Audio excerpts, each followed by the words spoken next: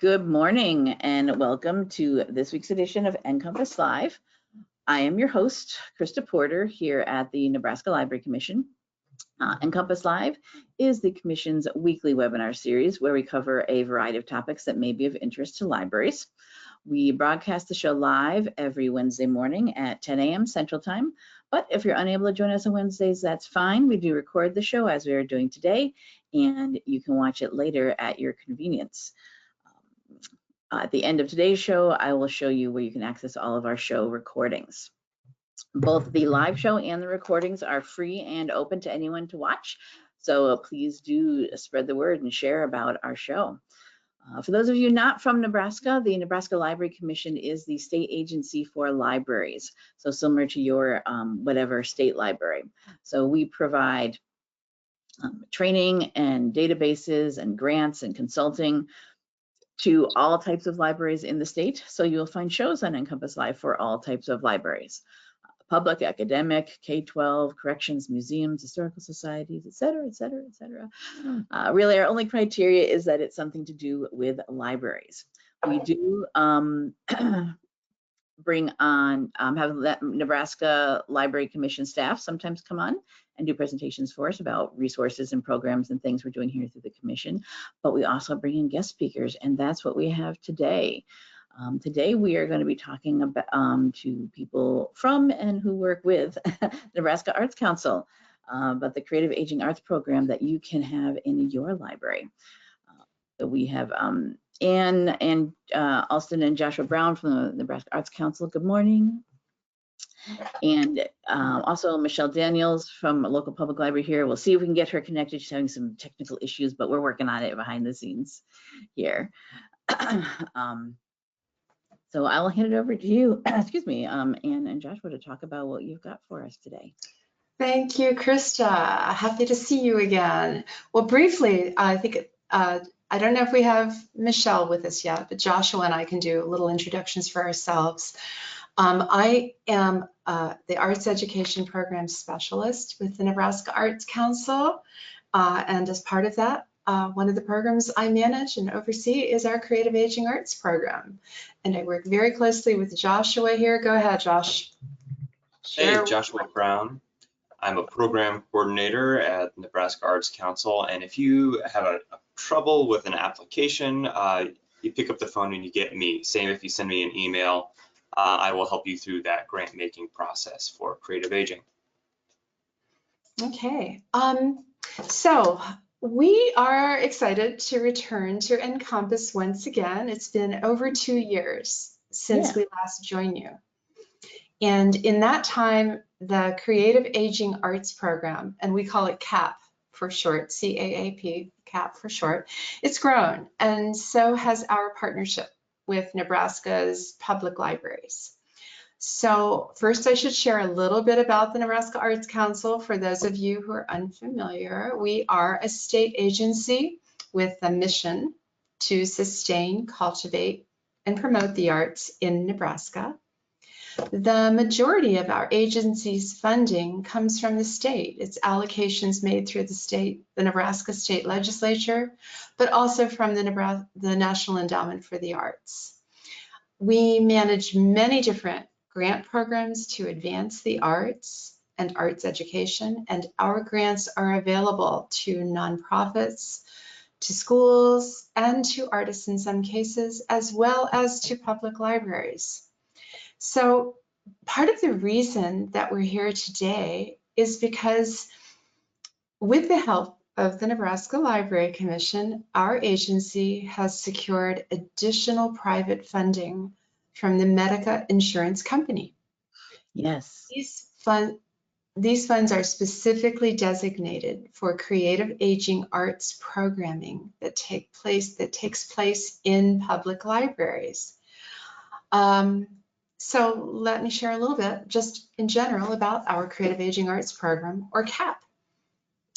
There is a national trend in creative aging program development, and it's due to the growing recognition about the needs of older adults, as well as their potential for creativity. And opportunities for them to build skills and contribute more to their communities. So many of you who are joining today's webinar might have already read reports about how isolation and loneliness among older adults it's gradually become more widely understood in recent years. And this is a place where libraries, together with artists, with the CAAP program, can make a difference in our communities. CAAP workshops are intentionally designed to include multiple sessions so that the participants get to know one another. They build trust over time, and they can create together, and then they share back with their friends and families. There's also, by the way, a growing appreciation, I believe, for how the arts in general can help to invigorate communities and bring people together. We're seeing this more and more in our state, in Nebraska. The Creative Districts program that the Arts Council also manages has helped to bring that to light in recent years. And so that we have many communities all over the state participating in that, and that often includes some of our more rural communities. In the most recent US Census, 69 out of Nebraska's 93 counties, and mostly rural counties, saw stagnant or declining populations. And so that's one of the things we'd love to help address. We believe that CAAP, as well as some of our other programs, have the potential to play an important role in community development in creative ways. CAAP provides libraries, frankly, with a terrific way to meet your own goals for community outreach and engagement. So CAAP's core programming involves interactive workshops for older adult participants, generally 55 and older.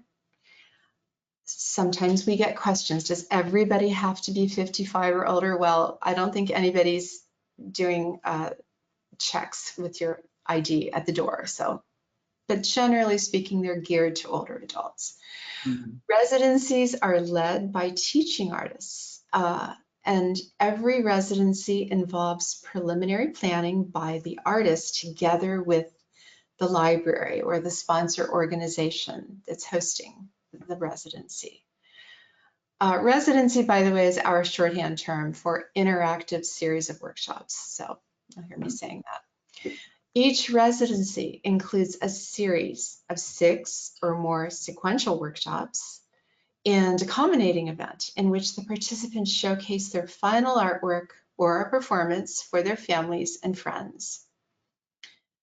Our CAAP teaching artists have all completed creative aging training, and they've all designed sequential curriculum plans for their residencies. And these curriculum plans can be adapted to the needs of a particular location, a particular library, but in general, they do have plans in place that they are ready to carry out in your library. The artists incorporate activities to promote socialization among participants, as well as creative expression and skill building for the participants in their workshops. The CAAP roster artists are quite diverse. They include musicians, actors, storytellers, writers, in addition to visual artists. We have a lot of visual artists in this program who have expertise in everything from painting to ceramics to printmaking and so forth. These artists also, we've worked hard to find artists who live in different parts of the state. Mm-hmm. A lot of them live in the higher population areas in Omaha, Lincoln, and so forth, but we have artists really across the state as well. And Joshua will explain more about that in a little bit.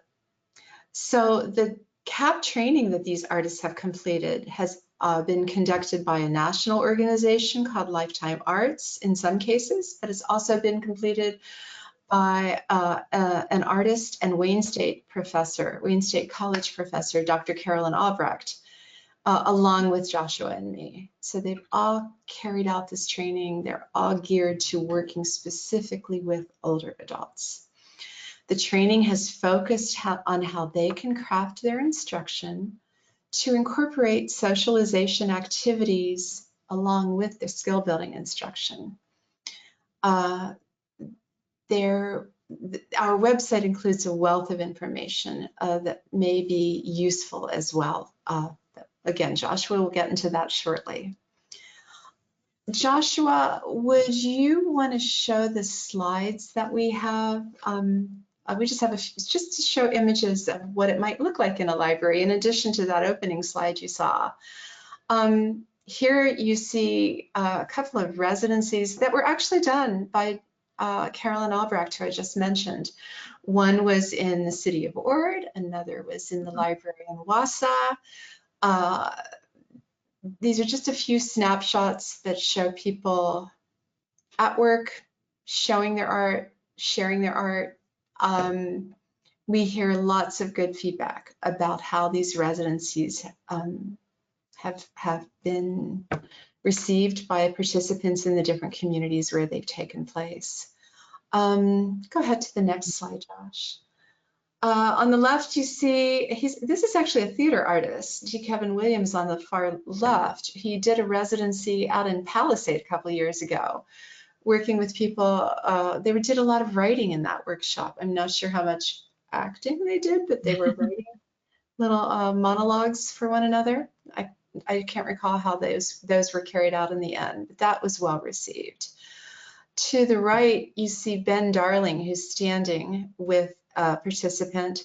Ben Darling is an artist from Sidney, Nebraska, and he did a residency up in Chadron, painting, watercolor, landscape, again, well received at the Chadron Public Library.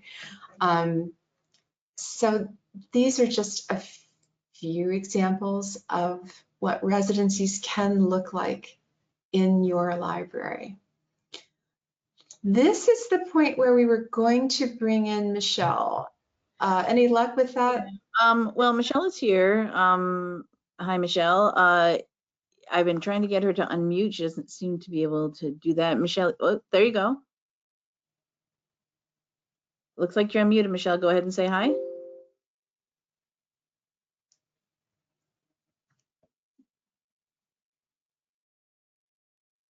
It looks like you're unmuted on my side, but I can't hear you.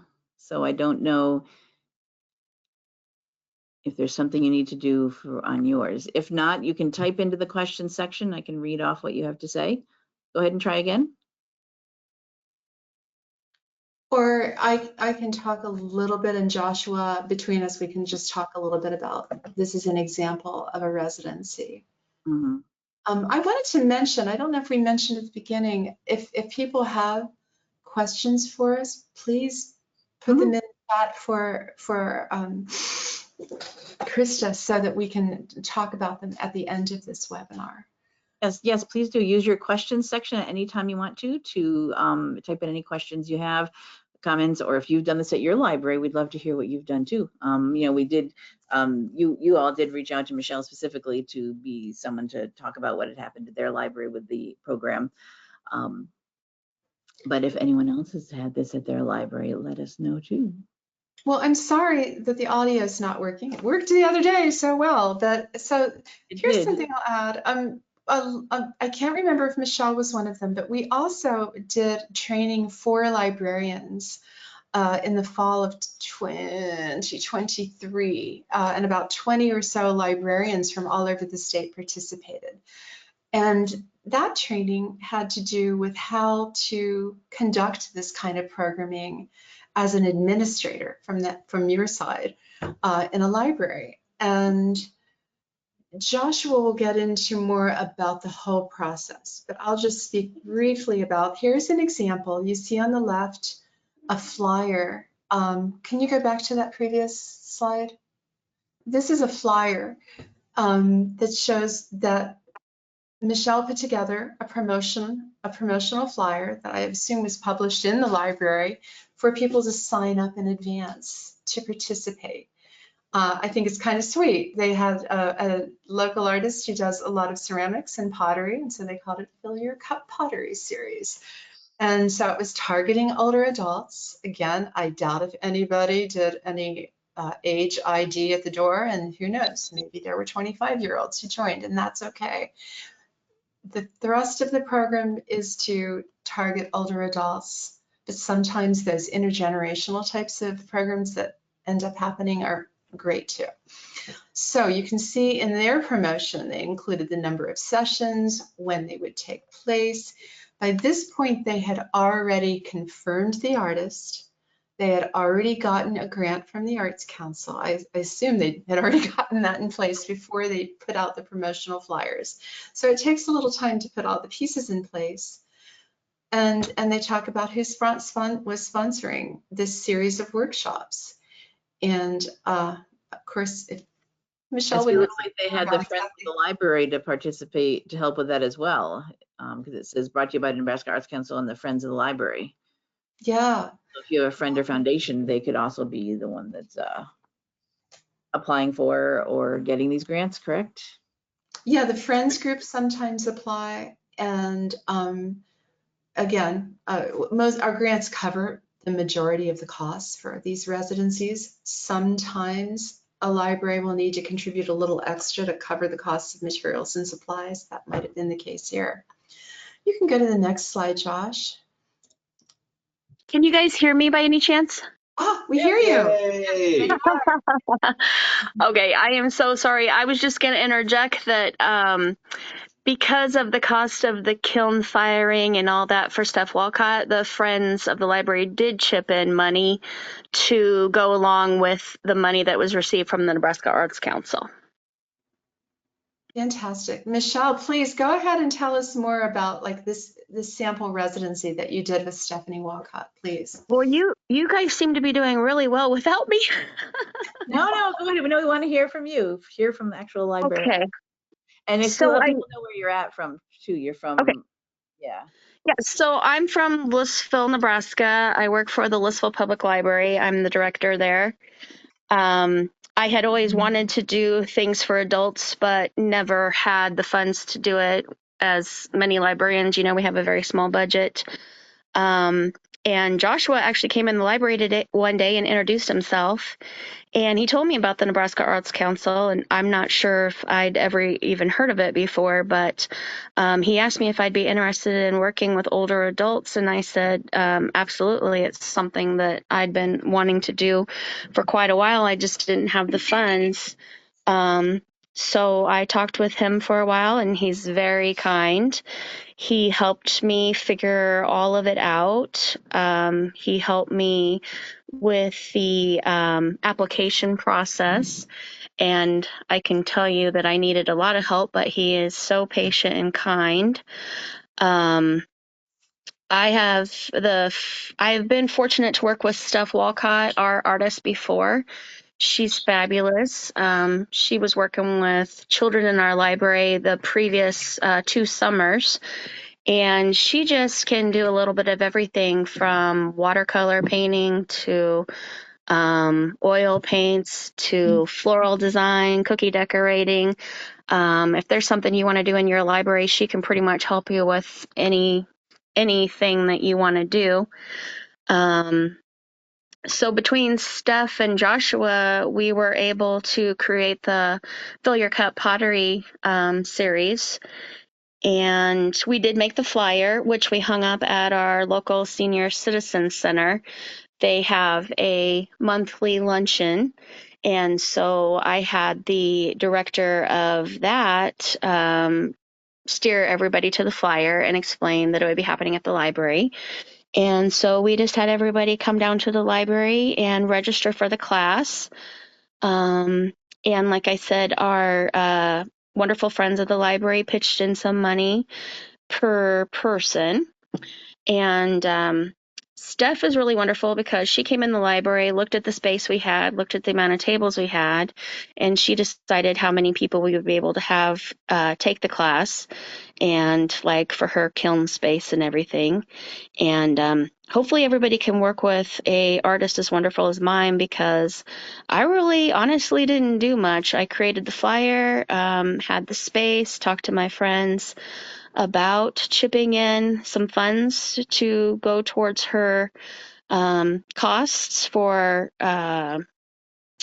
the clay and other supplies that she brings, but she pretty much brings everything, takes care of the whole entire class, fires everything. They paint or glaze everything at the library. Their final project was they were meeting at a local coffee shop with their mugs that they made in class, and they were going to have the barista put coffee in them to make sure that they actually held liquid. But because of sanitary reasons, they weren't actually able to fill up their own cup at the coffee shop. But they did meet and talk about what they really enjoyed about the program, and they had their coffee, and then they brought all their finished products to the library, where we displayed them for about a month for everybody to come in and see. And then let me tell you, that made everybody want to come back and do a pottery project in the library. So that got a lot of excitement for our library. And we are trying to do something for adults this summer with pottery that isn't 55 and older. So anyway, hopefully I covered everything.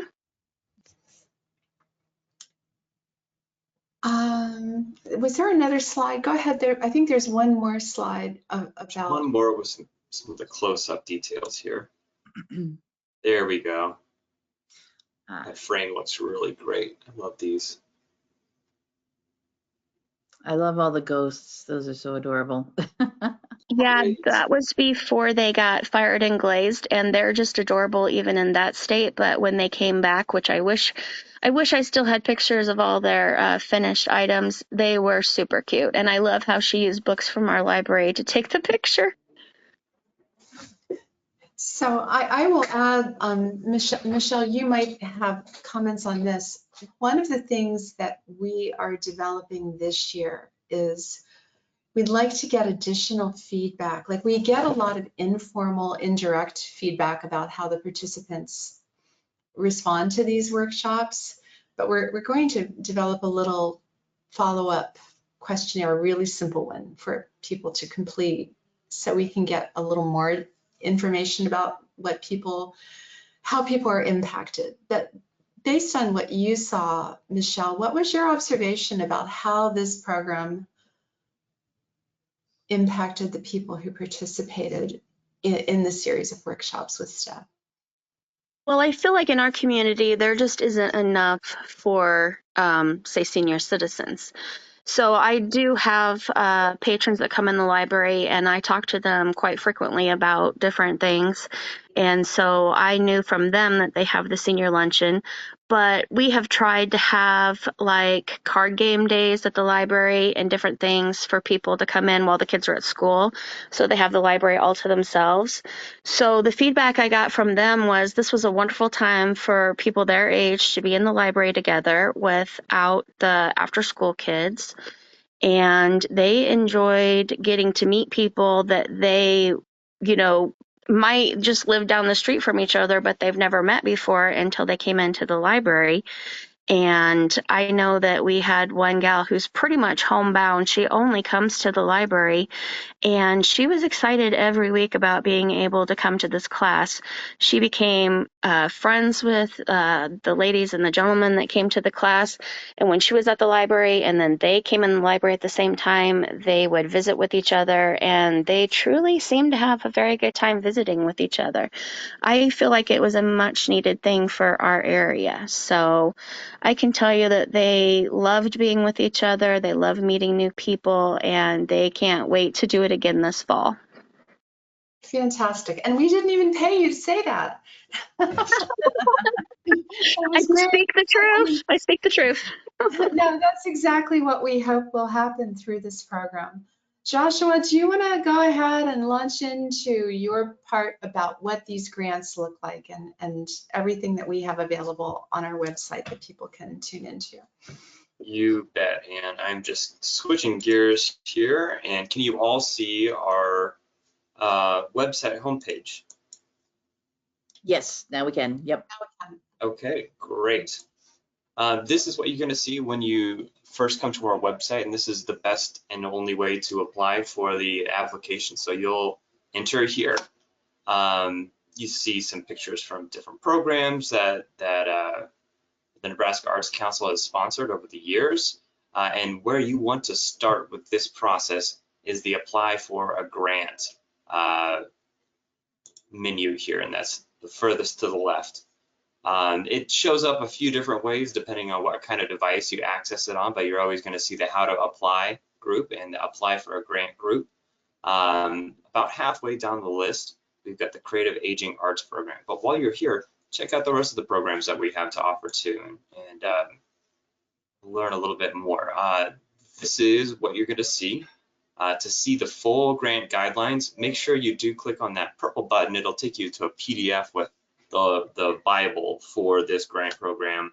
All the rules about how many sessions and how much money and how it all flows. So review those as you're getting started. We've got a really lovely video too about programs that have happened in Nebraska. I would encourage you to view that. I think Krista let me know that she'll have a link for that too. So keep an eye out for that. Eligibility, you're eligible. If you're already in this webinar, you're a librarian and or otherwise a nonprofit professional that can take advantage of this. Take a look at the fine print, but you should be good to go. We do require 6 weeks notice before these programs get started, so please don't call me on the first day and say, hey, can we fund this? 6 weeks prior to the first date is what we prefer to have.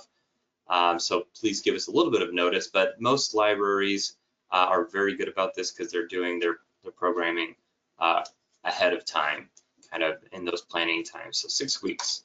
$3,000 is the maximum for this grant, but I would encourage you to think not about the maximum, but go through our budget template that we include to set up your grant request amount, because there's different components that all kind of add up to as much as $3,000. It's very rare for them actually to hit that $3,000 mark unless there's quite a bit of travel included. And that is something that is provided for as in this grant. So if you're in a community where there is not an artist located, you can have somebody from a nearby community come and work, and that $3,000 will cover that travel. To apply, you go through our grant system. It's pretty easy. I gotta say, this is one of our easy to apply for grants.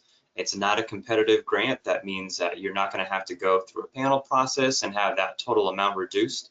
It's pretty much if you apply for the grant and we have money, which is we do right now, especially with this Medica grant, then you're gonna get your request approved as long as it follows those guidelines. We have a wonderful roster of teaching artists, and we're going to go to that page next and talk a little bit more about how to use it. And actually, I don't think we need to go through the frequently asked questions, and that's our old map, which we should probably take off now that we've got a new beautiful map, which I'm going to walk you through now. To see that list of artists that you can hire for this program, you'll go to Find Artists. And this is actually the very first thing that you're going to do as you apply, is decide which artists you're interested in and see what kind of availability they have. On my website, yes, here we go. So click Find Artists on that second menu that pops up here, and you'll see our wonderful map tool. So you can see there's quite a lot of artists clustered in the Omaha and Lincoln areas, so there's never a shortage. But you'll see that across the state, sorry, have to bear with me while I get it to scroll out. There are options all over, even some in the very northern part of the state and North and South Dakota as well. So you can hire any of these folks from across the state as a part of this program, but you're going to do you'll benefit us if you choose somebody who's nearby you. So more of those dollars go to supplies and teaching fees rather than the travel expenses, but those are available too. You can scroll through all of the artists available in all of our programs on this left-hand side menu. You'll see there's a lot. There are so many. I recommend that you narrow down the options. So this filter at the top of the page will help you determine which artist is going to be best. If you only want to see artists that are available for the Creative Aging Arts program, click on this checkbox here. And that'll filter out everybody else who are in our touring artist program and our other teaching artist program, artists in schools and communities.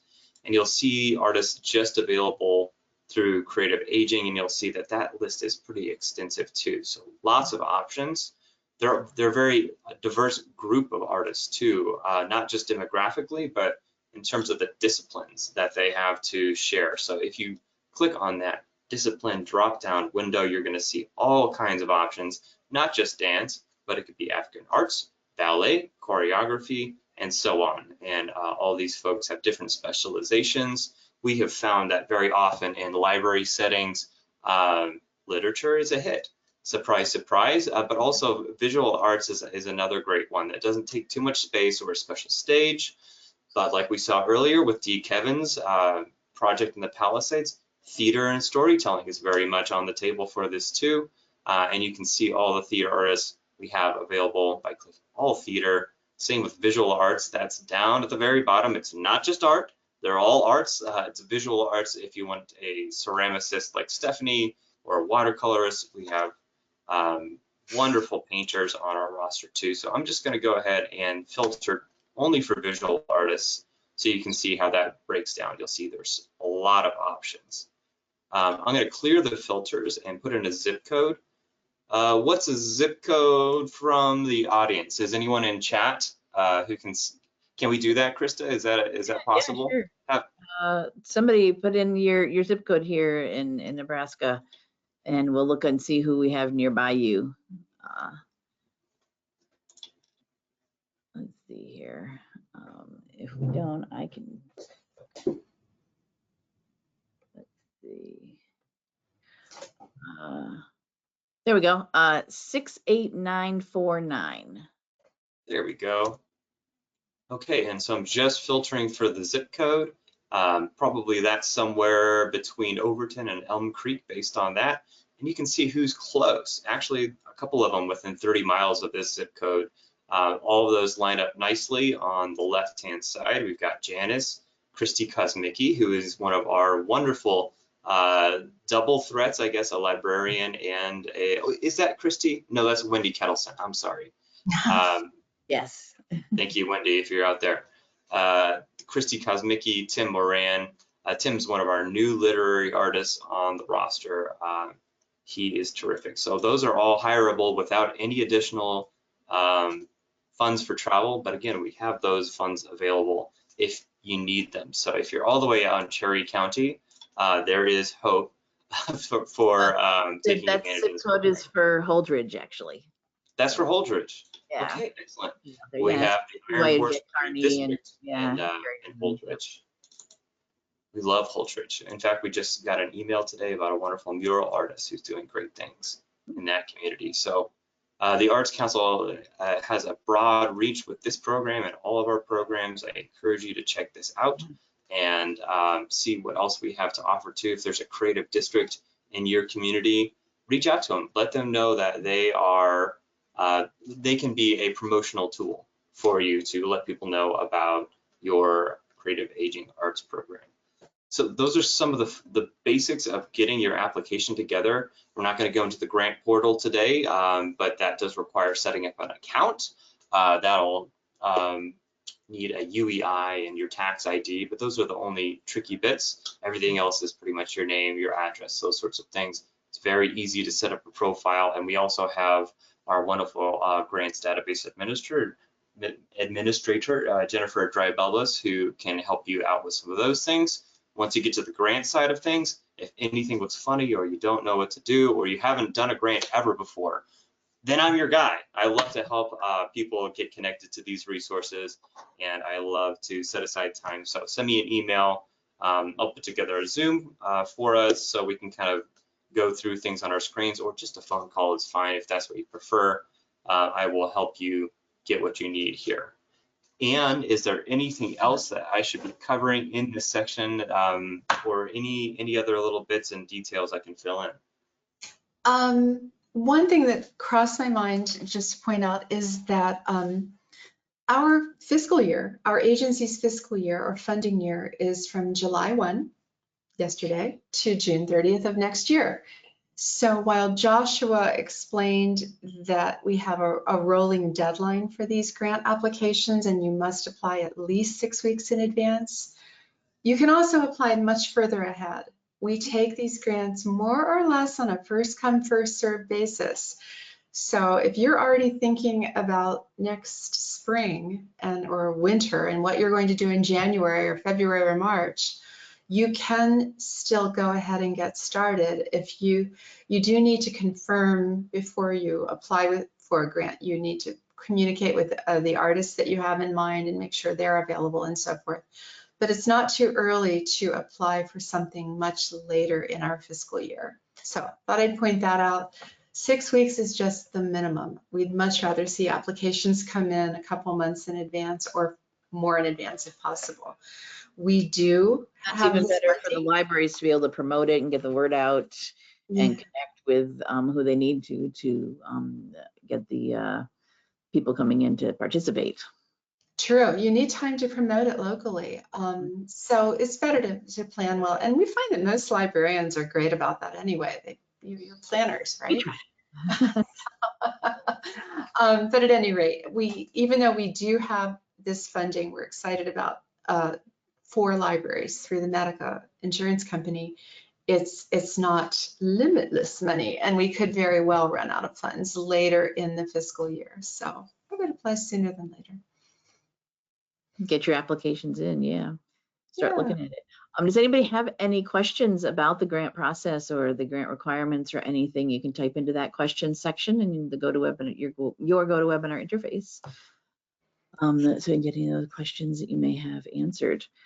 I will say we did before we set up doing this, having this webinar done, I did actually put out, people may have seen, I did do a blog post and push out to our mailing lists about when the in the beginning of June about the grants being available. So if you check your email or check our Library Commission blog, you can see there's a post there I did and with links to the grant as well. And when we do put up the recording for today's show, we'll have, it'll have, as Josh said, there's this really cool video, this really good video that's on that main page there. And we did test out trying to run it through a GoToWebinar, and it was just didn't look good. Didn't look as good as we wanted it to, a little choppy.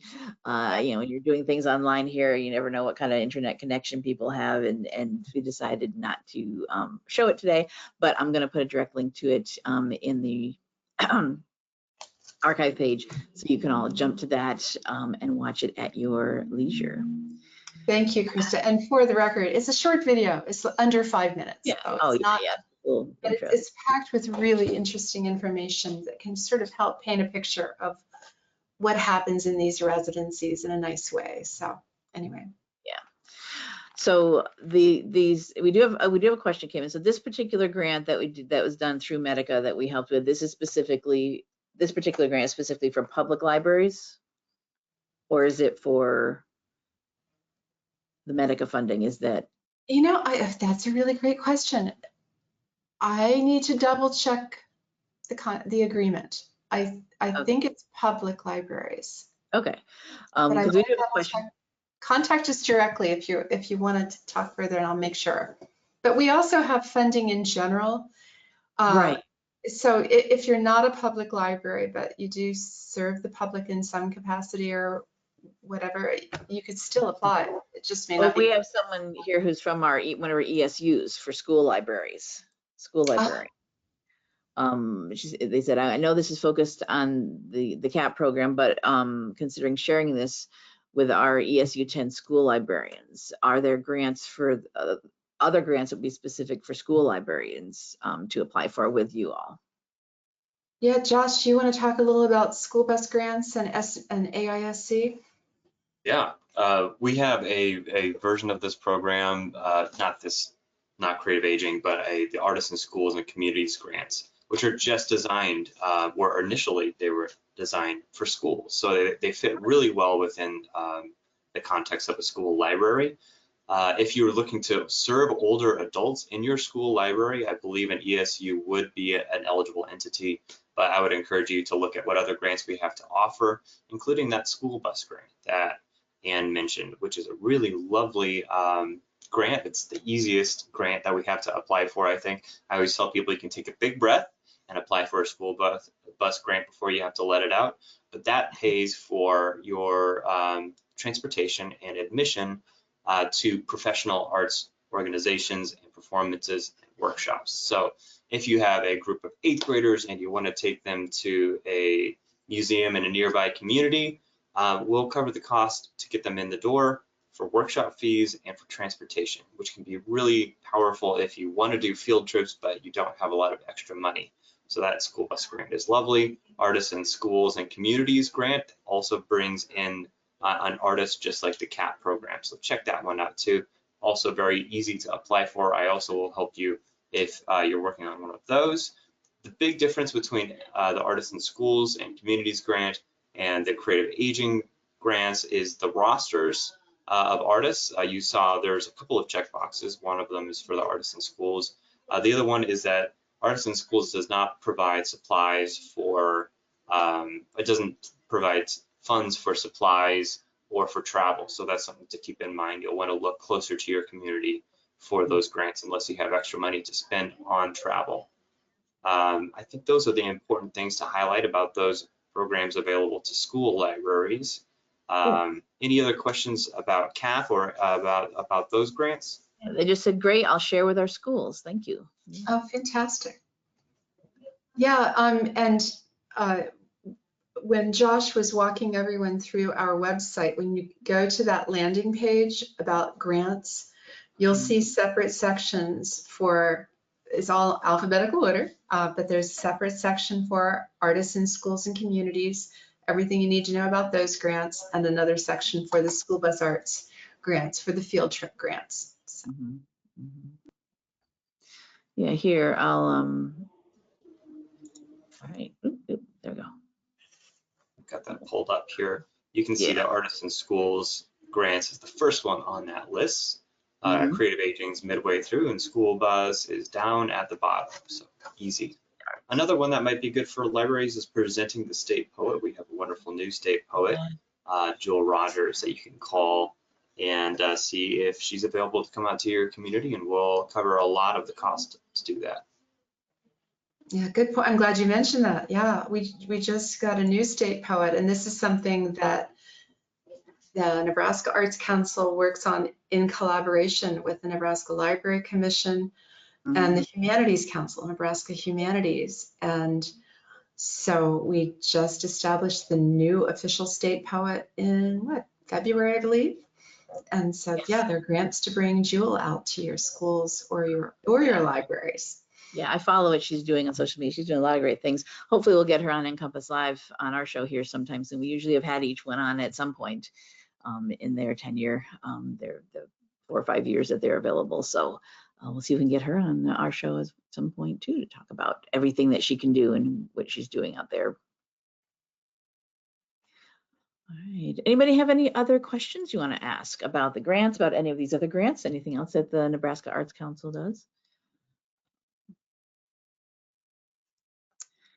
I also Medica grant is a really great. We love Medica. Medica's insurance company, which you wouldn't think, you know, what's that have to do with the libraries and stuff. They came to us with a couple of different grant options. They want to support libraries and schools and things like this. We have the Medica grant funding that goes to, well, we don't have it. Medica has the funding going to these Nebraska Arts Council program, but we also have a separate Medica grant here at the Library Commission, the one where our IT guru, Andrew Sherman, goes out to libraries to help you upgrade your technology. So if you need help with doing a tech review on if you have what your network is like, if you need to buy new equipment, getting things installed, security, computer security, etc., that Medica has helped fund his travels, and he's been going all over the state doing that. So they're a great resource for us. But you are going to talk more about that, or Ann? Well, actually, I was just going to throw this out to Michelle, if you're still there, since we can't see you, but if there's anything you want to add, Michelle, based on what we've presented, please speak up. It's fine. I'm just sorry we can't see you. Yeah. Yeah, I don't know what happened with the the video, but I just want to reiterate again that Joshua is very patient, very kind. These grants are easy to apply for, but it's just not the format that I'm used to. So I had a lot of questions, and we talked on the phone and we've emailed, and he just is so great to work with and so easy. And I just encourage everybody to do this because it's been such a fabulous thing for our library. Yeah, Joshua kind of mentioned this indirectly, but I'll add to it. In those grant applications, and they are designed to be, they're not designed for professional grant writers. You do not have to be a professional grant writer. They're designed for anyone who does any kind of administration in a library. In the grant application, if you start an application, you'll see that there is a budget worksheet. And I would encourage anyone starting a grant to download that worksheet, and you'll see how you can build your budget. You might have in mind, oh, I know I want this artist who lives close by and I want them to come for 6 sessions. The budget auto calculates for you. You just plug in the number of hours you want the artist to come for. You plug in, if you think there'll be supply expenses, you can request up to a certain amount, but it may not cover all of them. So it's a really good tool to help you in your planning. I wouldn't save that for the end. I wouldn't start there, but that could be early in the process. And one other separate thing I'll mention, going back to what you were saying about Medica, Krista, just is that one of the initiatives that the Nebraska Arts Council is really exploring these days has to do with how the arts intersect with health and wellness. We're doing some research this coming year. Our creative aging arts program has obvious tie-ins because we've always talked about how we're really trying to address those issues of isolation among older people. And there's more and more medical research coming out at the national and international level about connections between people being isolated and their health and well-being. So while I don't have any solid data to give you right now, I can say that this is part of a larger picture, that we're looking to see how effectively the arts can contribute to the health and well-being of people in our communities. And likewise, I'm aware that at least public libraries generally, part of their goals have to do with outreach in communities. So this is an avenue to reach a particular segment of your communities. So yeah, there's been definitely lots of things written, especially, I mean, it was already, an issue in some areas, but since the pandemic, the COVID-19 pandemic started, people went and, locked down and became isolated and are still in some cases. For various reasons. So it's definitely, I think, become more of an issue than it ever was before. Yeah. Indeed. If you want, I was just going to suggest, if you're looking to learn more about the science behind creative aging, there's a great paper by Jean D. Cohen out of the Center on Aging. That's kind of one of the fundamental or foundational texts of the creative aging movement. So if you want to get down to the bones of it, and if you need some documents to show your friends of the library or your city council or whatever your process is, that would be a great piece of literature to share by Jean D. Cohen. That's all about creative aging. Definitely, if you need something to support, why are we doing this? This is why.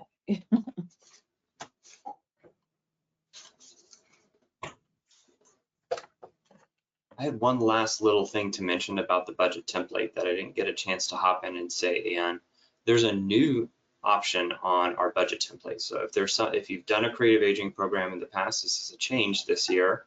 We now have a couple $100 available for excursions.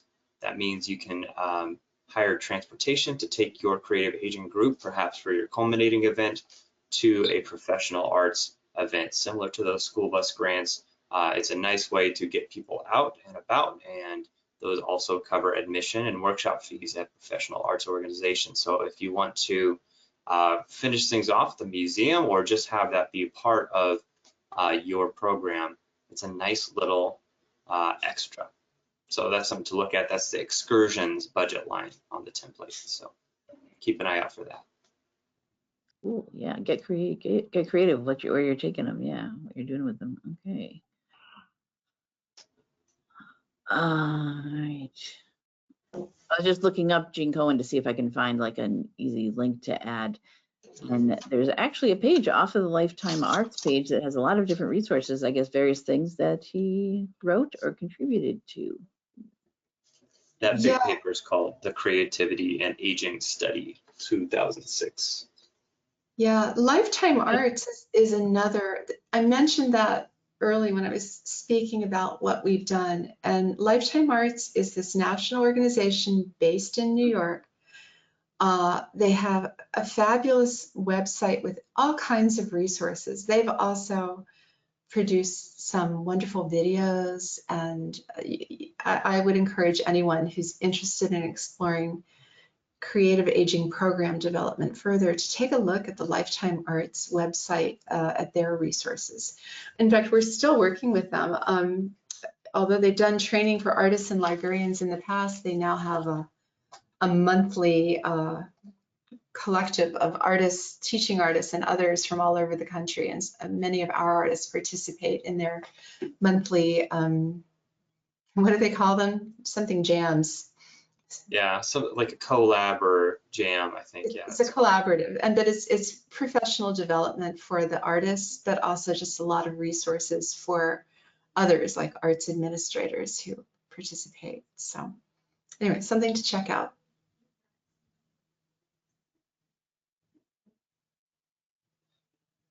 All right, let's see here. All right, we are a little after 11 o'clock, but we did start late today because of our various technical issues. That's okay. Does anybody have any other questions you want to ask? Anything about the program, about applying for the grants? Ask Michelle for anything else about what they did at their library. You can type into that question section if you go to webinar interface. I didn't see anything coming in. I'm going to pull presenter control back to my screen while we're, and keep an eye on that, see if there's anything else that comes in. Is it doing it? There we go. Slowly but surely. So this is our, I said I was looking up, yeah, I just did I did my little Google search, Gene Cohen, Creative Aging, and then this is the page I came up with, and there's that report that you were talking about right there, I believe. Creative, but Creativity and Aging Study, and then some other follow-up ones as well. But all of these under Gene D. Cohen. So if you want to really dig into this, dive into this, into the research on it, there it is. Yeah. All right, I don't see any other last minute desperate questions coming in. That's fine. You do know where to reach out and contact Ann or Joshua or Michelle. She's at our Louisville Public Library. I'm sure she'd be happy to talk to you about anything they've done there. So I think we will wrap it up for today's show. Thank you everyone for being with us today. Thank you so much, Ann and Joshua, for coming back again and telling us about the Creative Aging Arts Program and the new funding that is available for our libraries. As you can see here, you did mention, Ann, the time frame this can go through. So think about what you might be doing anytime in the next year when you want to schedule one of these events, and you can apply for the funding through the program. So if you use whatever is your search engine of choice, you'll come up with pages, links to our NCompass Live main page and our archive page. We're the only thing called that on the internet so far, so nobody else can use our name. It's not copyrighted or trademarked or anything, but so far you'll just, if you search for NCompass Live, you'll come up with our pages. As I said, today's show is recorded and will be in our show archives. These are our upcoming shows for the next month or two that we've got scheduled so far, but our archives are here. And most recent show will be at the top of the page here. By the end of the day tomorrow, everything should be posted. Everyone who attended and registered for today's show will get an email from me letting you know when the recording is available. The slides, if you want to send me those slides, Joshua, I can include a link to them as well so people can look at those pictures and see what was done before. We'll have that included too. There is a search feature here on our archive page, so you can see if we've done a show on any particular topic you might be interested in. You can limit it just the most recent 12 months if you want something just current, or you can search our full show archives. And this goes back, I'm not going to scroll all the way down because if you can see, this is a giant page, which is why we have a search feature. It's not the easiest page to just search, to just scroll through, but this is our full show archives going back to when NCompass Live first premiered, which was in January 2009. So we are in our 17th year of shows. Wow. But every show has a original broadcast date on it, so you can find out when that particular show happened.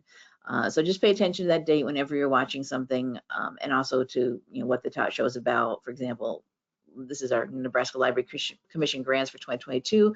That episode is obviously no longer applicable because we're way past that, but we will always keep things for historical purposes. That's something libraries do, and as long as we have a place to host all of our show archives, which right now is the Nebraska Library Commission's YouTube channel, we'll have them always up there for you. So just be aware of that whenever something was originally broadcast. Some things may be fine to watch, stand the test of time, still have good, useful resources, but things will become old and outdated. Links might be broken. Resources may no longer work or anymore. People may work at a different place than when they presented for us. You never know. So just pay attention when you are on any of our archives. So that will wrap it up for today's show. Look for the email coming to you for the recording. Next week, we'll be talking about, and Sherm, who I just mentioned about the medical grant, will be with us next week to talk about printing, scanning, and yes, faxing at the library.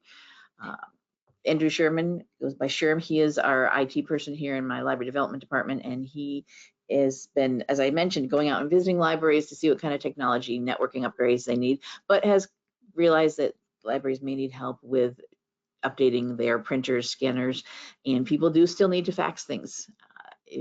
People sometimes make a joke about that oh, nobody faxes. Oh, if you work in a library or something, yes, they do.